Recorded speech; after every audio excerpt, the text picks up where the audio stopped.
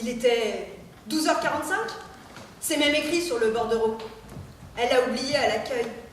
Moi, bien sûr, je ne suis pas devant. Je suis arrivée plus tard.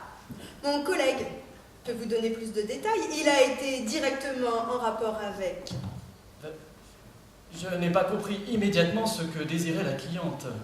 Obtenir des informations, obtenir un prêt, ouvrir un compte chez nous. Bien sûr, tous les clients qui entrent dans une banque ne savent pas forcément formuler leurs demandes. Il y a beaucoup de personnes âgées, beaucoup de personnes sans aucune connaissance dans le domaine bancaire. Par conséquent, nous essayons de les aider. Bien sûr, il y a des situations, surtout de nos jours, où les clients viennent un peu gênés. Surtout ceux qui viennent pour des crédits immobiliers.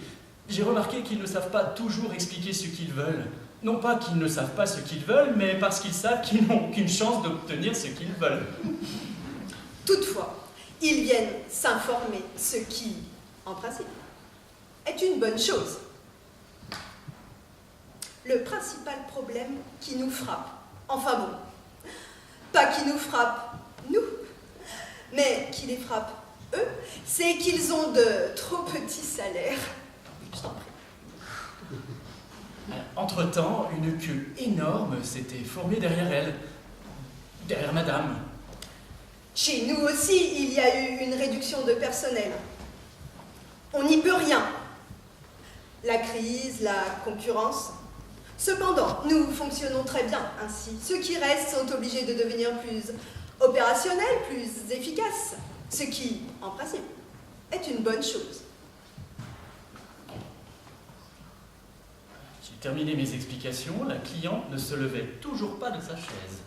Ce qui, en principe, est une bonne chose. Cela signifie que le client est vraiment intéressé et qu'il veut en savoir plus. S'il vous plaît, dites-moi si je peux encore vous être utile. Comme vous pouvez le constater, il y a encore pas mal de clients qui attendent derrière vous. Elle ne se levait toujours pas de sa chaise. Bien sûr, ce fut encore de ma faute et les autres clients avaient commencé à vociférer. Je lui ai demandé sa carte d'identité. Elle m'a donné sa carte d'identité. Non, Miaela. Je ne l'ai pas trouvée dans les fichiers. J'en ai déduit logiquement qu'elle ne devait pas avoir de carte de crédit, ni aucun autre compte chez nous. Je lui ai proposé un crédit à la consommation. J'ai bien regardé la cliente pour essayer de deviner avec quoi elle pouvait bien garantir son prêt. Parce qu'elle ne disait rien. Nous formons nos employés à toujours avoir une longueur d'avance sur le client, à envisager toutes les solutions qui peuvent être trouvées pour pouvoir l'aider. Ce qui, en principe, est une bonne chose, non ? En une seconde, j'ai identifié la seule chose avec laquelle la cliente pouvait garantir son prêt. Sa fourrure. Je lui ai expliqué les conditions, les étapes par lesquelles elle devait passer. Je lui ai montré le contrat. Voici le contrat, signé et par la banque et par la cliente. Je l'ai évalué à 5 000 €. Je lui ai accordé un prêt de 250 €. Quand nous avons voulu lui remettre l'argent, la cliente a commencé à grogner. Je ne sais pas ce qui lui a pris, car je lui ai pourtant parlé très gentiment, très calmement, très poliment. Elle n'a pas voulu prendre l'argent, elle l'a jeté par terre.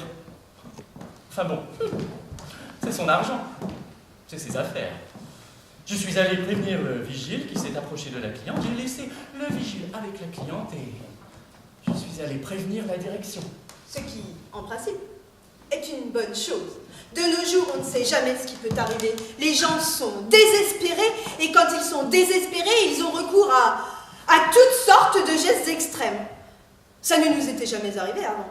Nous n'avons pas eu peur. Il n'y avait pas de quoi. Nous avons un système de protection et de sécurité, des caméras de surveillance. Même si sur les caméras de surveillance, on ne distingue pas très bien sa gueule. Sa figure. Son visage. Quand je suis arrivée, elle n'était plus là. Donc, moi, personnellement, je ne l'ai pas vue. Même l'argent avait disparu. Les autres clients qui attendaient derrière elle l'ont remarqué. Enfin bon, après tout, c'est son argent.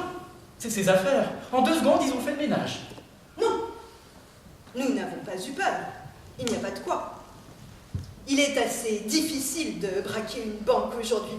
Presque aussi difficile que d'obtenir un prêt. Ce qui, en principe, est une bonne chose. Je parle de la sécurité.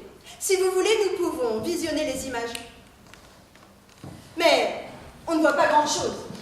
Ces gens-là, nos clients, ne savent pas tous garder la distance de confidentialité. Nous le leur rappelons tout le temps, mais regardez-les. Comme ils se bousculent, ils prennent l'argent et ils partent. Stop! Rembobinez! Zoomez! Zoomez davantage! Encore davantage! C'est le maximum! Voici le col de la fourrure! Une preuve on ne peut plus claire!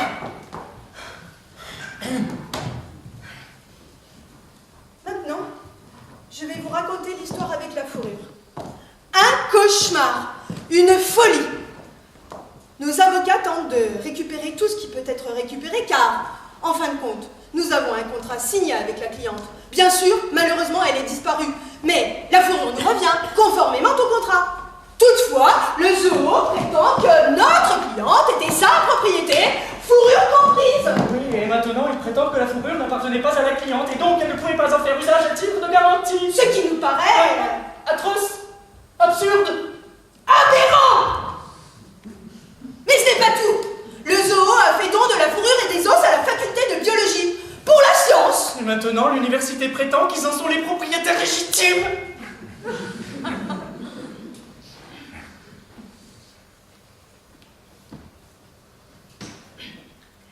L'histoire est très compliquée. Nous, enfin, nos avocats, espèrent encore récupérer tout ce qui peut être récupéré, car en fin de compte, nous avons un contrat signé et nous ne demandons qu'une seule chose, qu'il soit respecté. Ce qui, en principe, est une bonne chose, non ?